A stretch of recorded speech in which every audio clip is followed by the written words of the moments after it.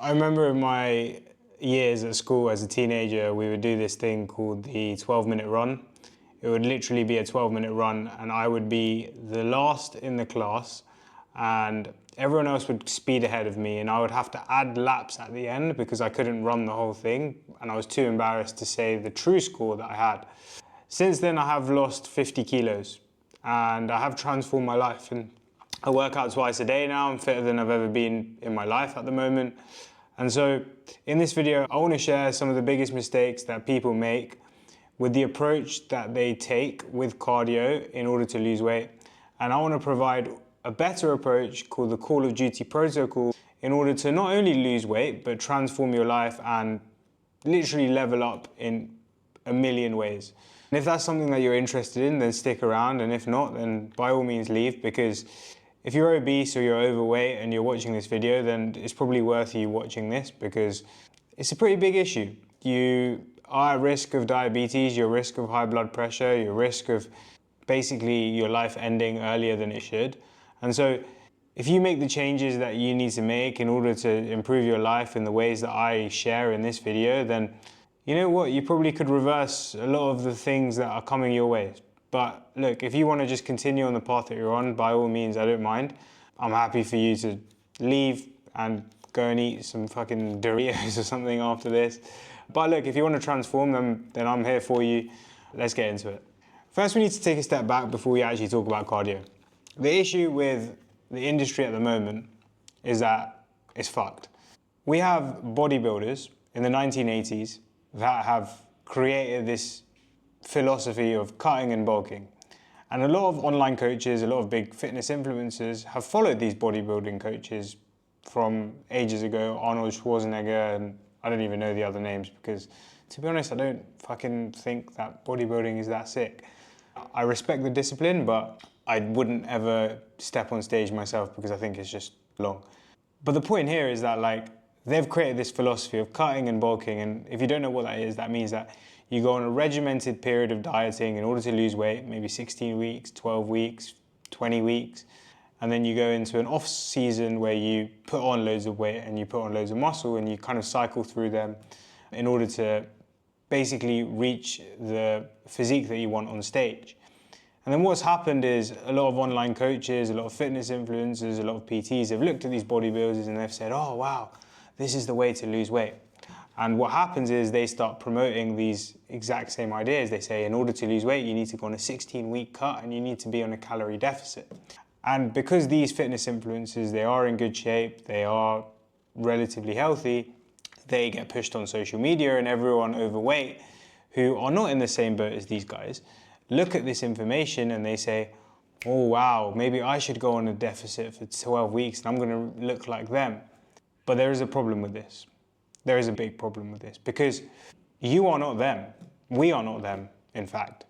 And I'm going to use an analogy of a racing car to explain this. So imagine you're learning to drive and you say to yourself, oh yeah, I'm going to learn to drive and I'm going to go to a racetrack in the best supercar ever and drive around the racetrack. Is that actually going to prepare you for real life and going on roundabouts and going for traffic lights and doing all these things? Obviously not, because otherwise driving lessons would be done on racetracks. That makes sense. And so why do we think that going through an artificial period of cutting or dieting or whatever you want to call it is the smart solution to us trying to transform our lives and transform our health whilst living a life where we have to go to work? We have to socialize, or we don't have to, but we want to socialize. We actually want to do things with our life. Because the problem with this idea of a 16-week cut or a 12-week cut is that it is not real. Bodybuilders, when they go through these periods of cutting, cut out pretty much everything fun in their life. They are stepping on stage, and so the stress of not hitting their macronutrient goals is so high that they can't do the things that most people want to do. And yes, they do see success in the weight loss domain, but in other domains of their life, they're struggling. Like, you'll see people in the bodybuilding industry and they're taking steroids, they're taking drugs, they have massive mental health issues, they have massive rebounds where after the show they'll go and eat 12 donuts. And so if all of that stuff is happening as a result of this diet culture, then surely we should learn from that and think, okay, although on the tip of the iceberg they are seeing success of weight loss, underneath the iceberg it's not exactly the full picture that they're displaying. And so we need a different approach. And just to give you some statistics, 95% of dieters that lose weight end up regaining it back within the first 2 years. And so we have to learn from that data and that statistic and understand that dieting isn't going to work for us because we are really overweight. And if we say to ourselves in 12 weeks we're going to lose 12 kilos, we are going to be in the exact same position as these bodybuilders where we feel deprived, we feel we have all these mental health issues. And so the approach that I think is a way better approach is actually just to change our habits. And that sounds really simple and probably not as sexy as some other keto carnivore fruit diet that some influencer is saying, but like it is the solution that actually works. Because the reason why you're overweight is not because you haven't been on a diet for long enough or you haven't got enough discipline. It's because you have cultivated some patterns in your life from childhood. For me, it was I would eat when I was bored, or from your even teenagehood, or even from your adulthood that don't serve you. And that could be drinking, that could be any number of things, right? And so we just need to rewire our patterns so that we break down these bad patterns that don't really serve us and we build patterns that do serve us. And that's all it is. That is literally all it is. It's so simple. It's that we need to break down bad habits and we need to build good habits. And as we build these good habits and as we break down these bad habits, we end up achieving the physique as a byproduct. Okay? That is really all we need to do. So from there, we need to understand, okay, is cardio actually necessary for weight loss? Is cardio a habit that we need to build into our lives? Because if cardio is something that we need to build into our lives, then we need to think about how we can implement it into our life, and we can go into that in a minute. But if it's not necessary, then do we need to put a massive emphasis on it as a medium or a habit that we need to build in order to lose weight? Okay? And I'm going to explain that right now.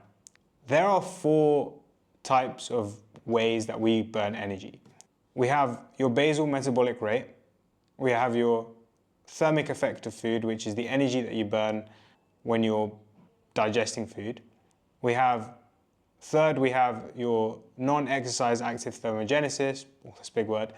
And what that is basically just your body burning calories when you're like fidgeting, when you're heating up, like when you get cold and you're heating up your body, when you get hot and you're cooling down your body.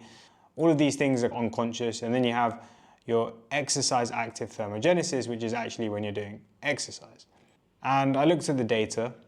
I'm a data scientist, or I used to be. And in the data, it says that 60 to 70% of your calories burnt in a day are from your basal metabolic rate, which means that you're burning them at rest. So even if you were to lie in your bed and basically be unconscious, your body would be burning 60 to 70% of the calories that you burn in a day. Exercise accounts for 10%. Non-exercise active thermogenesis, which is something that you can't really control, is 15%, and the thermic effect of food is a 10%, all right? And so if you take in all that data, we can deduce the fact that actually the activity that we're doing, the cardio that we're doing, is not going to be a massive dent into the calories that we are burning. Now, there is a caveat to this, and I'm going to explain why cardio is important in a minute, but purely for optimal fat loss, it's not really something that we need to massively consider into putting into our plan, especially when you're 100 kilos, 120 kilos, you're obese. Like, we don't need to consider doing lots of cardio because it's not going to make a massive difference. And the main focus should be on nutrition. And the reason for this is because nutrition is going to be where we're going to get that deficit from. And in order to lose weight, in order to burn fat, we need to be in a calorie deficit, which is burning more calories than we're consuming.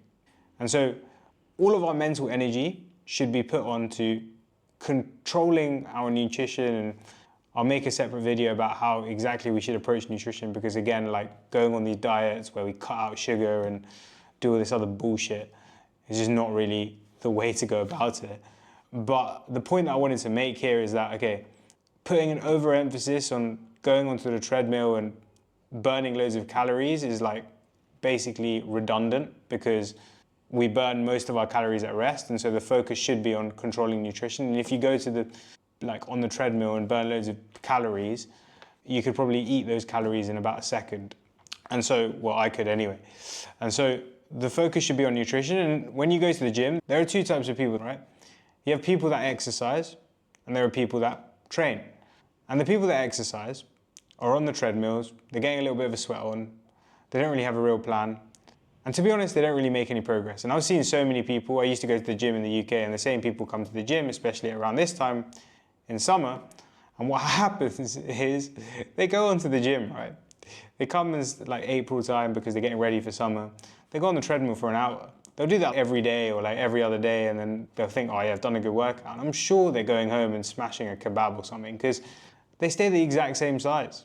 And then there's the people that train and they have a real plan, and they have structured training program, and they know exactly what they're doing. And most of the people on the treadmills doing exercising want to look like the people that train. And that's because the people that train actually know how to exercise in order to lose weight. And that is because in order to exercise, in order to lose weight, we need to raise our basal metabolic rate. And all that is basically going onto the floor, the gym floor, and lifting weights, getting stronger, building muscle, because that burns calories after you've actually done the session.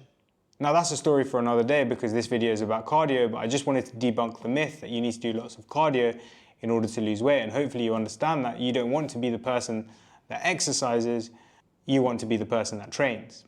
And so we don't need to put a massive emphasis on cardio in order to lose weight. However, there is a caveat to this, which I'm going to explain in a minute.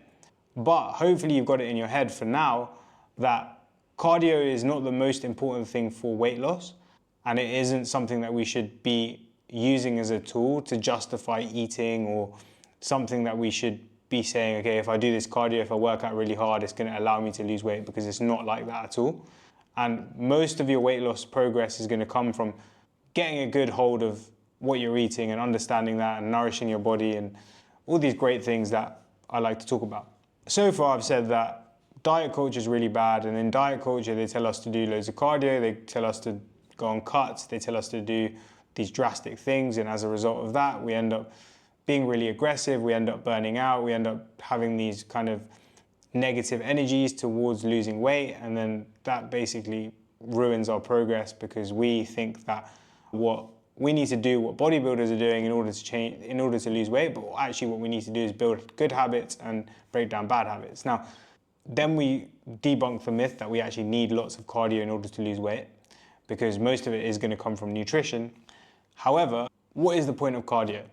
Now, I said at the beginning that we are not looking to go on a calorie deficit for a short period of time. We're looking to literally transform our lives. We're trying to build good habits, break down bad habits. This is behavior change, right?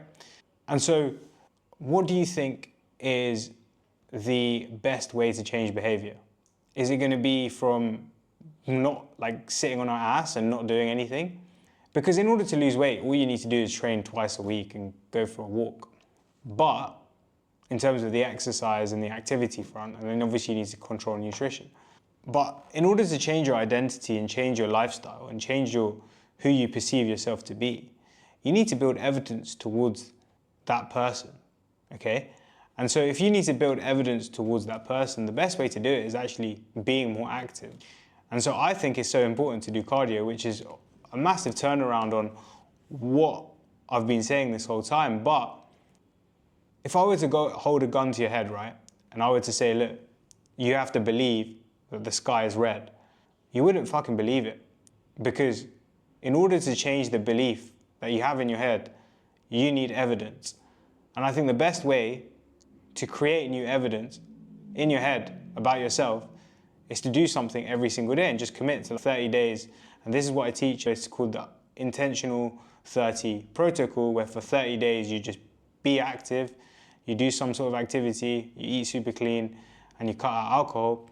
And every single day that you're consistent, you're building a page of evidence in your head saying, oh yeah, I'm this new person. And you can shorten the length of your transformation, internal transformation, by stacking up more and more days of consistent effort towards the person that you want to be. And that's where I think cardio plays a massive role into changing your habits, because when you wake up and you go for a 30-minute jog, or you go for a 20-minute walk, or you go for some sort of active thing before you do any work, how do you think you're going to act in terms of controlling your nutrition for the rest of the day?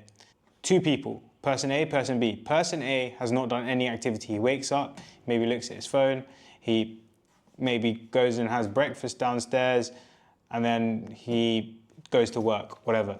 Person B wakes up early, does some meditation, maybe reads a book, maybe goes for a 20-minute walk, and then he starts work and he still hasn't looked at his phone, and he has a healthy breakfast after that.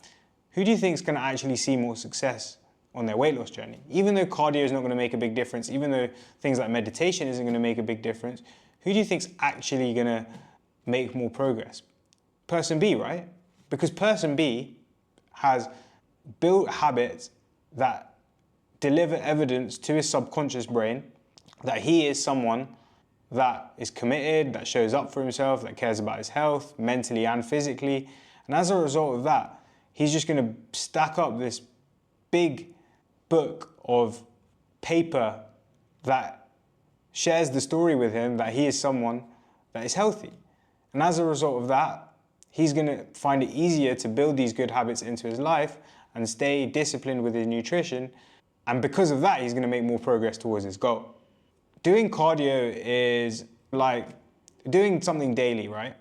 You want to think about this weight loss journey as a complete transformation of your identity, okay? The way that you view yourself, the way that you perceive yourself. And the fastest way to do that is to build evidence towards the belief as quick as possible that you are this new person. And so if you could keep a commitment to yourself every single day, that you're going to wake up and do 20 minutes of movement, whether that's going for a walk, going for a jog, whatever it is, maybe even it's just a bit of yoga. If you keep that commitment to yourself every single day, by the end, you're going to have so much trust in yourself that the inevitable is that you're going to eat healthier and you're going to eat in a disciplined way, whatever that means for you.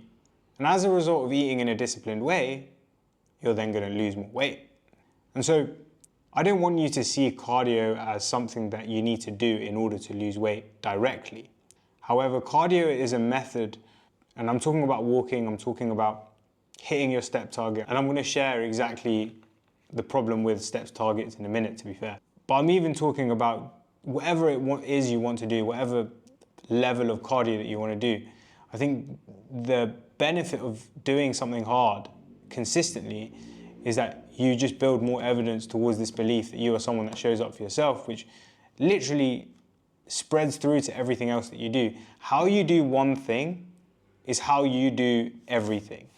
And so when you wake up in the morning and you make your bed and you read your book and you do your meditation and you go for your 20-minute walk, you've just stacked 4 habits that say to yourself, oh yeah, look, like I show up for myself. And so when it comes to 4 p.m. and you have the temptation to have a snack, you've built up so much evidence by that time in that day, saying that, oh shit, like I am someone that shows up for myself. I probably shouldn't have the snack because I don't really need it and I'm having it because I'm bored. Well, at that point, you've already built trust in yourself, so you're going to be way more confident in yourself to make the decision that aligns with your goals. And there's another benefit of cardio that I also want to mention. So in a year's time, and if you followed my advice, if you actually follow what I say in my videos, you will transform your life. Guaranteed. Because if you show up for yourself, you change your identity, and you take action towards becoming the person that you want to be, you 100% can change your physique. I was 125 kilos, I lost 50 kilos. I completely transformed my life. There's no doubt that isn't possible for you, because I was literally the worst of the worst. I used to wake up at 4 p.m. My room was an absolute tip. I had to do an obstacle course to get my bed in my first year of university.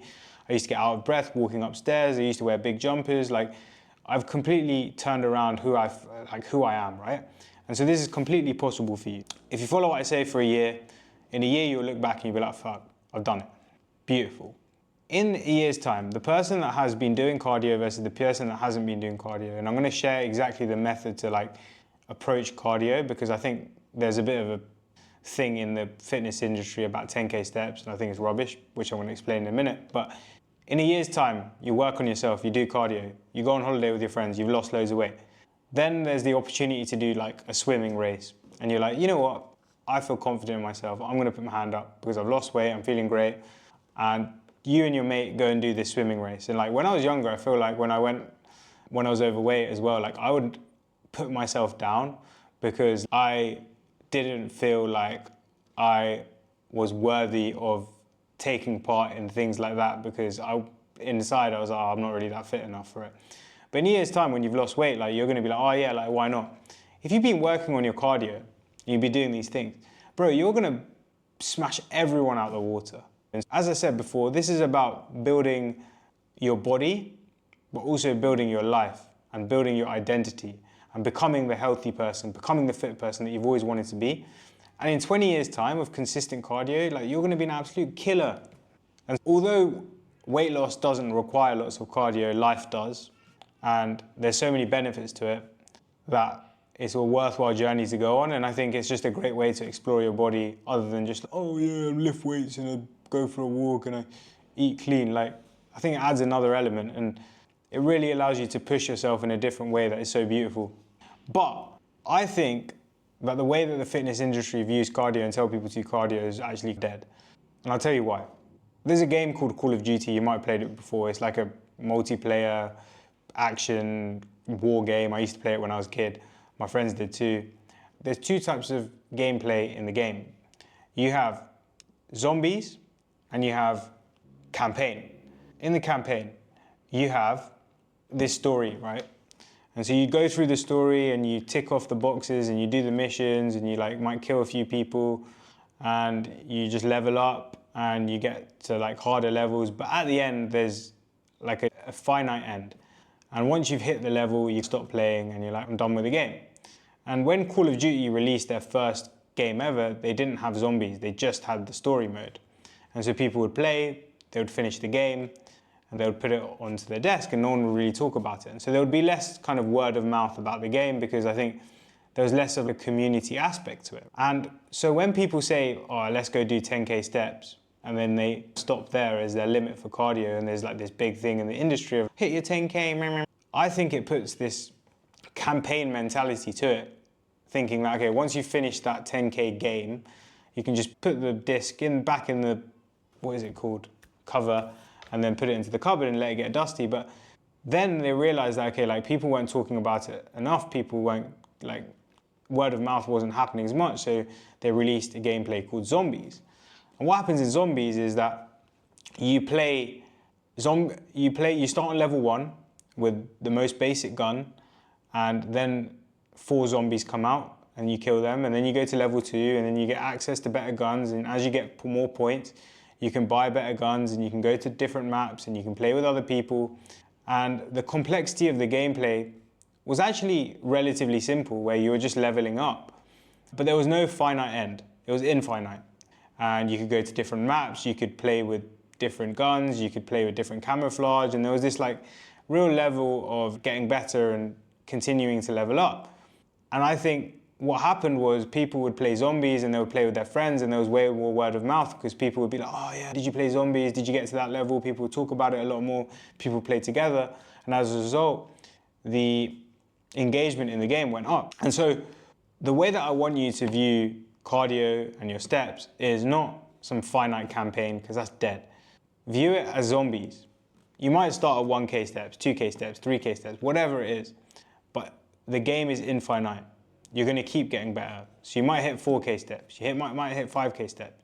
But then in a year, once you've done 10K steps consistently, you might be running half marathons. I even have a client, right? His name's Matty, and he's lost 15 kilos now. Now he's training for a half marathon. He's thinking about doing Muay Thai.